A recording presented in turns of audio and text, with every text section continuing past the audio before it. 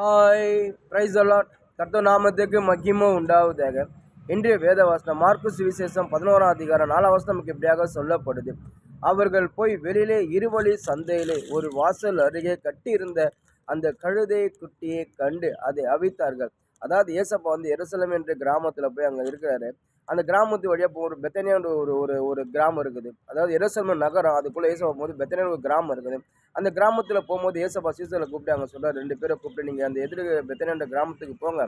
அங்கே ஒரு இருவழி சந்தையில் ஒரு கழுதை கட்டியிருக்கான். அந்த கழுதை கட்ட அவுத்து கொண்டு அந்த கழுதையை கொண்டு வாங்கப்பா, அது எனக்கு வேணப்பா சொல்லி சீசர்கிட்ட சொல்லும்போது, அதே போல் சீசருக்கு போய் அந்த அந்த இருவழி சந்தையில் அந்த பெத்தனியான கிராமத்துக்கு உள்ளே போய் அந்த இருவழி சந்தையில் போய் அந்த கழுதை அதே போல் கட்டப்பட்ட சூழ்நிலை சீசர் போய் அந்த கட்டை அவுக்குறாங்க. உடனே அங்கே இருக்க அந்த ஓனருக்கு அந்த கேட்குறாங்க, இந்த கழுதைகளுக்கு ஏன் கட்டை அவுக்குறீங்க, எதுக்கு இதை கொண்டு போகிறேன்னு சொல்லும்போது உடனே சொல்கிறாங்க, இது ஏசப்பாவுக்கு வேணும்ப்பா சொல்லும்போது அந்த கழுதையோட ஓனர் சொல்கிறாங்க, சரி நீங்கள் இதை கொண்டு போங்க.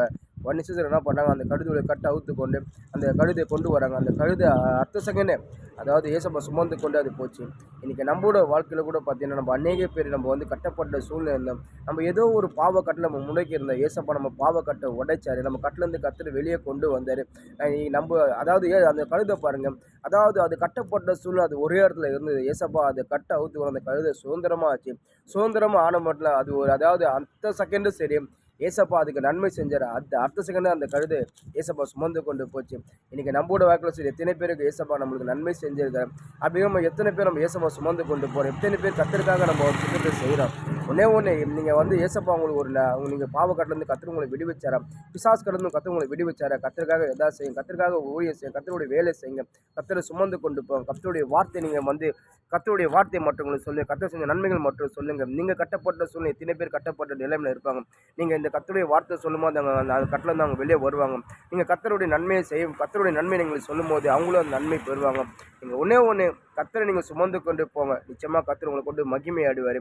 அந்த கழுதை கட்டப்பட்ட சூழ்நிலை அதே இடத்துல அந்த கழுதை கட்ட அவுத்து கொண்டு அடுத்த செகண்ட் ஏசப்பா சுமந்து கொண்டு போச்சு. அதே போல் நீங்களும் உங்கள் வாழ்க்கையில் நீங்கள் கட்டப்பட்ட சூழ்நிலை கத்தர் உங்கள் கட்ட அவுத்தானா கத்தருக்காக ஏதாச்சும் செய்யுங்க. கத்தரை சுமந்து கொண்டு போங்க. நிச்சயமாக கத்தர் உங்களும் இன்னும் கொண்டு பயங்கரமான பெரிய காரியங்களை செய்வார். ஆமீன்.